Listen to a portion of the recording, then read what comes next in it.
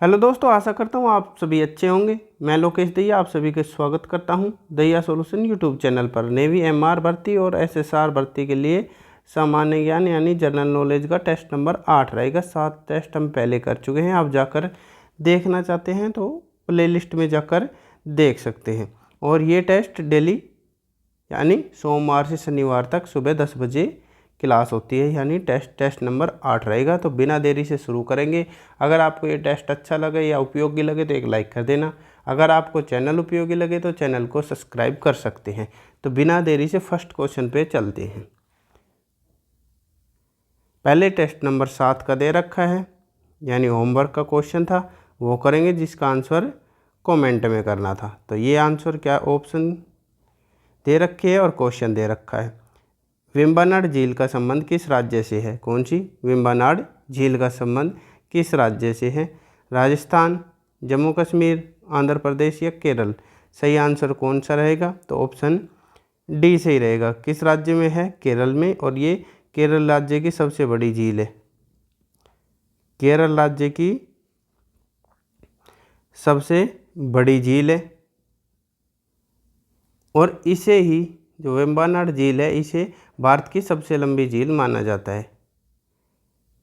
भारत की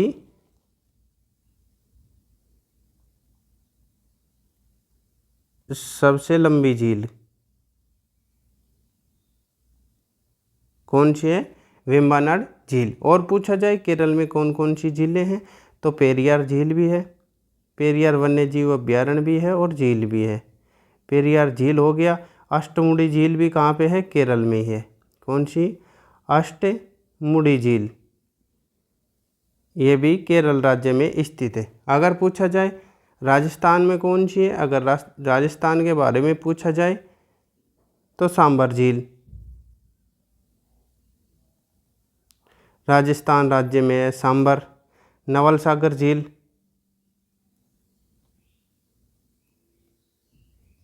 किस राज्य में है? ये भी राजस्थान में है। पिछोला झील ज़्यादा परीक्षा में आती है। कौन सी? पिछोला झील इम्पोर्टेंट क्वेश्चन रहेगा। किस राज्य में स्थित है पिछोला झील पूछा जाए तो ये भी राजस्थान राज्य में है।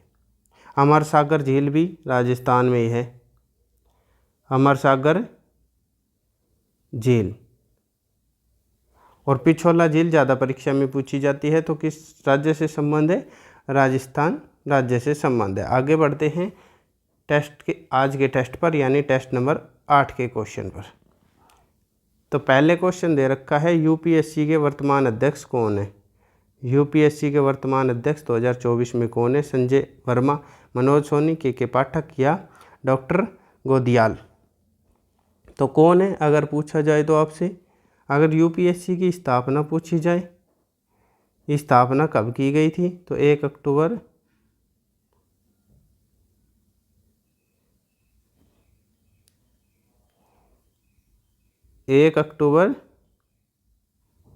1926 को की गई थी। अगर पूछा जाए पहले जो भारतीय सिविल परीक्षा हुई थी वो कब हुई थी, तो 1922 में पहली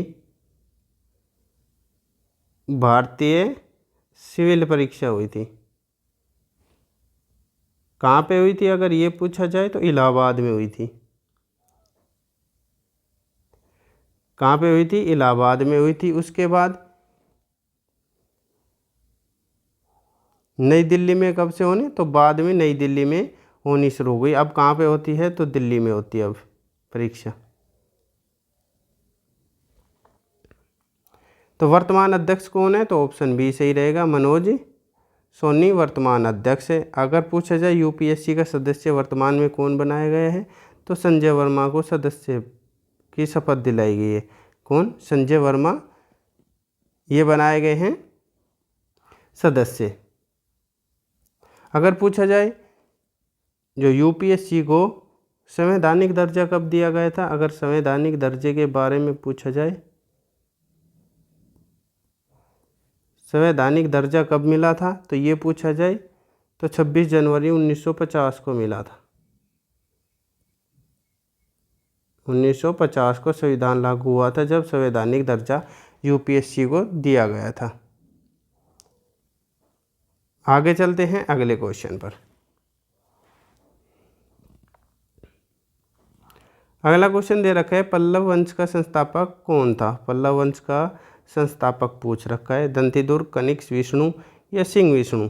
अगर दंतिदुर्ग के बारे में पूछा जाए तो ये किस वंश के संस्थापक है, तो ये राष्ट्रकूट वंश के संस्थापक है। राष्ट्रकूट वंश के संस्थापक है। अगर पूछा जाए आपसे पाल वंश का संस्थापक तो गोपाल होगा। आंसर कौन सा सही रहेगा पल्लव वंश का, तो ऑप्शन डी सही रहेगा। सिंह विष्णु पल्लव वंश के संस्थापक है। और इनकी राजधानी पूछा जाए कौन सा शहर हुआ था। अगर राजधानी पूछा जाए तो कौन सा शहर, कांचीपुरम। कांचीपुरम जो तमिलनाडु में स्थित है।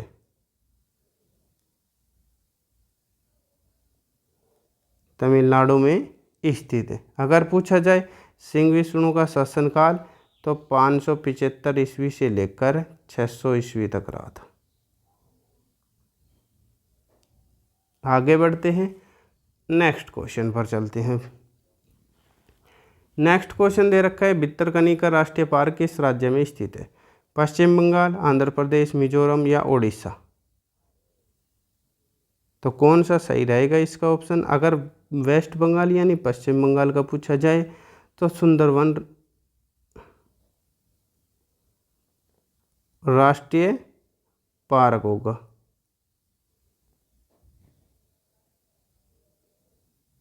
किस राज्य का है, तो ये पश्चिम बंगाल का है। बुक्सा भी वहीं का है। जल्दपारा,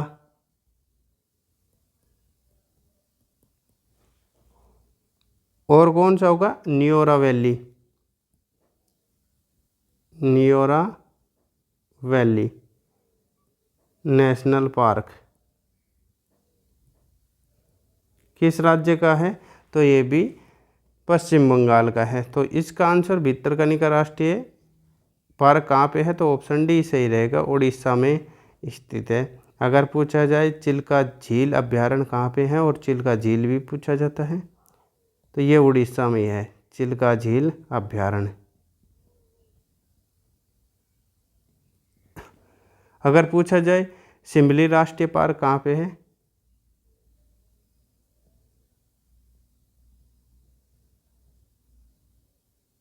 तो ये भी उड़ीसा राज्य में है। आगे बढ़ते हैं अगले प्रश्न पर। अब अगला प्रश्न दे रखा है पीएम वाणी योजना। पीएम वाणी योजना की शुरुआत कब हुई थी, 2020, 2021, 2019 या 2023 में। और किन के द्वारा की गई थी, तो ये पीएम मोदी के द्वारा की गई थी। पीएम मोदी के द्वारा की गई थी। और इसमें क्या था, योजना का उद्देश्य था, तो जो लोकल किराने की दुकान है वह अन्य जो स्थानों पर फ्री वाईफाई यानी वाईफाई सुविधा देना था। वाईफाई सुविधा प्रदान करना, पीएम वाणी योजना। तो इसका आंसर कब शुरू की गई थी, अगर ये पूछा जाए तो ऑप्शन ए सही रहेगा, 2020 में। अगर डेट पूछा जाए तो 9 दिसंबर 2020 में। अगर पूछा जाए 2021 की योजना के बारे में पूछा जाए कौन कौन सी शुरू हुई थी, तो पीएम पोषण योजना 2021 में, पीएम पोषण योजना। और उज्ज्वला 2.1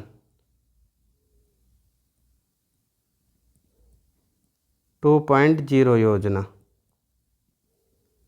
ये सभी 2021 में शुरू की गई थी। आगे बढ़ते हैं अगले क्वेश्चन पर। अब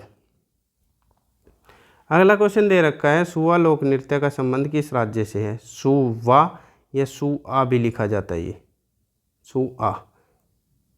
तो केरल में, महाराष्ट्र, झारखंड या छत्तीसगढ़ में, तो ऑप्शन डी सही रहेगा, छत्तीसगढ़ में भी। और ये मध्य प्रदेश में भी होता है। कौन से राज्य में, मध्य प्रदेश में। मध्य प्रदेश में बैगा जनजाति के द्वारा किया जाता है। जनजाति के द्वारा किया जाता है। और छत्तीसगढ़ का एक और त्यौहार है जो परीक्षा में पूछा जाता है, बस्तर दशहरा।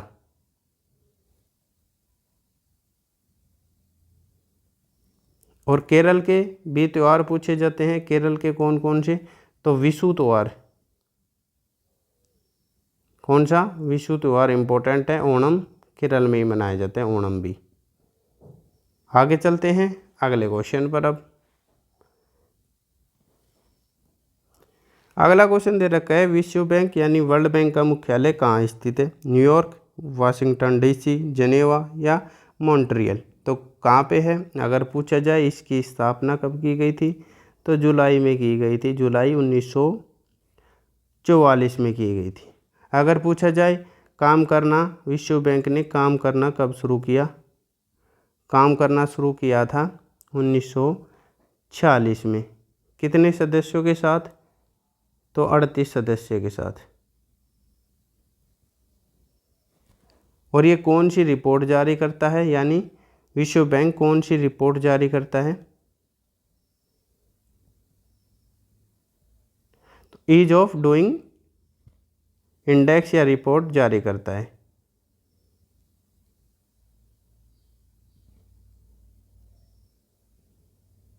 डूइंग रिपोर्ट जारी करता है। कितने देशों की? यानी कितने देशों में? 190 देशों की। और पैमाने कितने होते हैं? तो 10 पैमानों। कितने? 10 पैमाने होते हैं, उनको देखकर ये रिपोर्ट जारी करता है।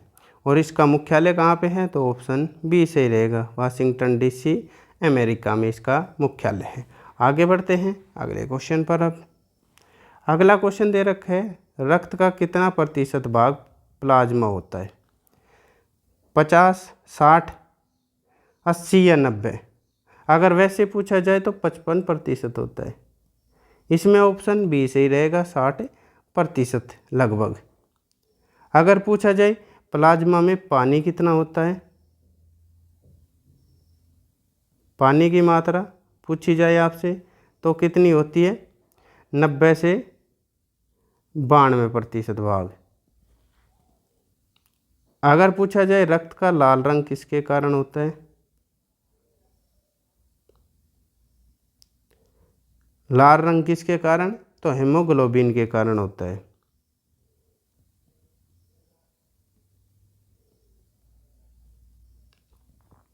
ग्लोबिन के कारण होता है। अगर रक्त का पीएच मान पूछा जाए आपसे, तो कितना होता है? तो 7.4 पीएच मान होता है। आगे बढ़ते हैं अगले प्रश्न पर। अब अगला क्वेश्चन दे रखा है, भारी जल यानी D2O का अणुभार कितना होता है? 20, 18, 16 या 22? अगर साधारण जल का पूछा जाए तो साधारण जल का 18 होता है। साधारण जल का कितना होता है? 18 होता है। और भारी जल का ऑप्शन ए सही रहेगा, 20 होता है अणुभार। आगे चलते हैं, नेक्स्ट क्वेश्चन का रुख करते हैं। नेक्स्ट क्वेश्चन दे रखा है, सूचना का अधिकार अधिनियम कब आया था? यानी राष्ट्रपति से लागू नहीं दे रखा, यहाँ पे लिख लो राष्ट्रपति की सहमति।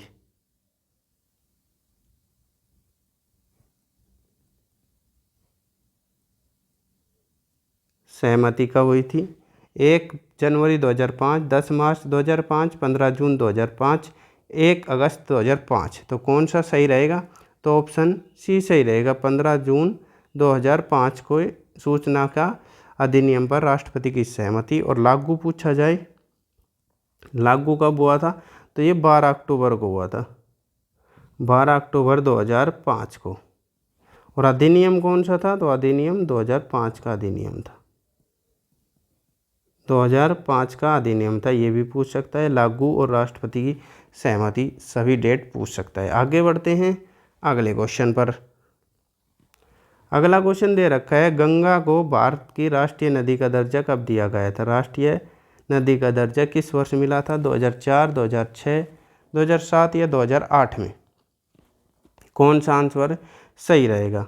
और ये 4 नवंबर को मिला था, 4 नवंबर 2008 को राष्ट्रीय नदी का दर्जा दिया गया था। तो ऑप्शन डी सही रहेगा इसका। अगर पूछा जाए गंगा नदी की लंबाई पूछी जाती है तो कितनी होती है, तो 25-20 किलोमीटर। परीक्षा में 25-25 भी आ सकता है, ये याद रखना ऑप्शन के हिसाब से। अगर सहायक नदियाँ पूछी जाए आपसे, गंगा नदी की सहायक नदियाँ पूछी जाए तो कौन कौन सी होगी, यमुना, रामगंगा, सरयू नदी, गंडक कोसी, महानदी और सोन नदी।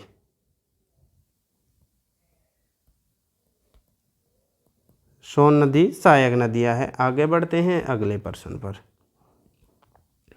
अगला क्वेश्चन दे रखा है, नीलगिरी पहाड़िया का संबंध किस राज्य से नहीं है, यानी किस राज्य में ये स्थित नहीं है दे रखा है। ये क्वेश्चन आप आराम से और सही से पढ़ के देख सकते हैं कि क्या दे रखा है। तमिलनाडु, तेलंगाना, कर्नाटक या केरल में। तो किस राज्य में नहीं है, तो ऑप्शन बी सही रहेगा। तेलंगाना राज्य में ये फैली हुई नहीं है। तमिलनाडु में है, कर्नाटक में है और केरल में है। अगर पूछा जाए नीलगिरी पहाड़ियों की ऊंची चोटी, सबसे ऊंची चोटी पूछी जाती है। अगर ऊंची चोटी के बारे में पूछा जाए तो डोडा बेटा होगी। बेटा सबसे ऊंची चोटी है। अगर पूछा जाए कितने मीटर की, तो 2637 मीटर। नहीं, ऐसे याद कर सकते हैं 26-36, 26-36 फिर एक बढ़ा देना, 26-36 मीटर। और नीलगिरी पहाड़ियों को अन्य नाम से किस नाम से जाना जाता है, तो पश्चिमी घाट भी कहते हैं इन्हें, पश्चिमी घाट भी कहते हैं। आगे बढ़ते हैं अगले प्रश्न पर। अब अगला क्वेश्चन दे रखा है, देश बंधु किस प्रसिद्ध व्यक्ति का उपनाम है। देश बंधु के नाम से किस व्यक्ति को जाना जाता है, चित्तरंजन दास, जयप्रकाश, जगजीवन राम या CR एंड्रयूज। तो CR एंड्रयूज को तो दीन बंधु या दास बंधु कहते हैं। दास बंधु किसे कहते हैं, तो CR एंड्रयूज को। जगजीवन राम को क्या कहते हैं, तो बाबूजी के नाम से जाने जाते हैं ये, बाबूजी। देश बंधु तो ऑप्शन ए सही रहेगा, चित्तरंजन दास को कहा जाता है। और इसे दीन बंधु किसे, CR दास को दीन बंधु कहा जाता है। CR दास नहीं, सॉरी, CR एंड्रयूज को दीन बंधु कहा जाता है और देश बंधु चित्तरंजन दास को कहा जाता है। आगे चलते हैं अगले क्वेश्चन पर। अब अगला क्वेश्चन रहेगा हमारा होमवर्क का क्वेश्चन है, कांग्रेस का प्रथम विभाजन कहाँ हुआ था। होमवर्क का क्वेश्चन है, आपको कमेंट करना है। ऑप्शन बता देता हूँ, कोलकाता, सूरत, कानपुर या मुंबई में। और 1907 में हुआ था ये विभाजन, 2 टुकड़ों में बट गई थी कांग्रेस। तो ये हमारा टेस्ट नंबर 8 था। आपको कैसा लगा, अच्छा लगा हो तो एक लाइक करना। अगर आपको चैनल उपयोगी लगे तो चैनल को सब्सक्राइब कर सकते हैं। अगर आपको बेल आइकन ऑन करना है तो बेल आइकन ऑन करते सकते हैं, जिससे सभी नोटिफिकेशन आपके पास पहुंचते रहेंगे। आपका दिन शुभ हो। धन्यवाद।